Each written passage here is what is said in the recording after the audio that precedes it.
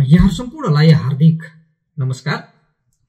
धेरैजनाले सोधिराख्नुहुन्थ्यो कि तपाईको सेन्टरमा कहिलेदेखि कोरियन भाषा हामीले पढ्न पाइन्छ। हामी सुरुबाटै हामी जिरो लेभलबाटै पढ्न चाहन्छौं, हाम्रो भाषा चाहिँ राम्रो बनाउन चाहन्छौं, हामीले टपिक पढ्न चाहन्छौं, टपिक लेभलको कक्षाहरू हामीले तयारी गर्न चाहन्छौं भनेर धेरैजनाले सोधिराख्नुहुन्थ्यो र कहिलेदेखिबाट खुल्छ भनेर जानकारी दिनुस् भनिराख्नुहुन्थ्यो। भनेदेखि तपाईहरुलाई यो एउटा खुशीको खबर छ।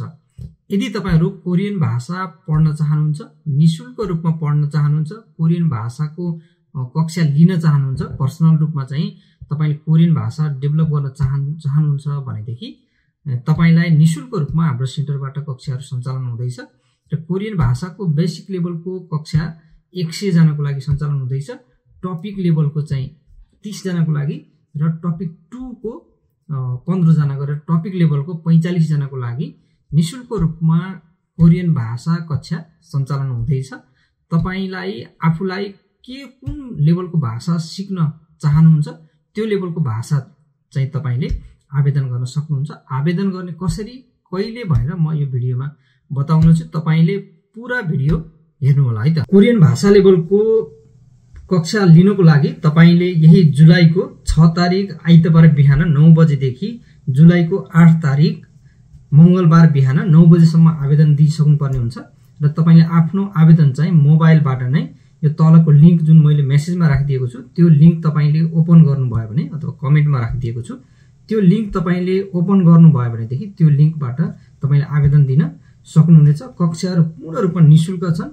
तपाईको बेसिक लेभलको कोरियन भाषा कक्षाको लागि 100 जना, त्यसपछि टपिकको लागि 30 जना र 15 जना, टपिक 1 को लागि 30 जना, टपिक 2 को लागि 15 जना। टपिक अनलाइनबाट हुन्छ भनेदेखि बेसिक लेभलको कोरियन भाषाको कक्षा चाहिँ तपाई कक्षामै आउनु पर्ने हुन्छ।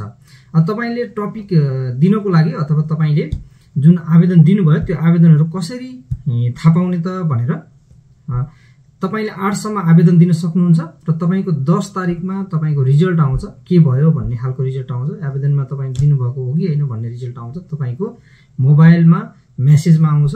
त्यसपछि 13 तारिक तपाईले 10 बजेदेखि लेभल टेस्ट दिनुपर्ने हुन्छ। तपाईको मोबाइलमा लेभल टेस्टको मेसेज आउँछ। मोबाइलबाट नै तपाईले लेभल टेस्ट दिन सक्नुहुन्छ।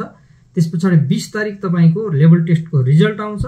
त्यसपछि त्यो रिजल्टमा तपाई कुन लेभलको स्टुडेन्ट हो भनेर तपाईले त्यो रिजल्ट हेर्न सक्नुहुन्छ र त्यसपछि 27 तारिक तपाई हाम्रो सेन्टरमा आएर तपाईले किताबहरू लिएर जानुपर्ने हुन्छ र 27 तारिक देखिबाट किताबहरू लिएर गइसकेपछि तपाईको क्लासहरू सुरु हुन्छ।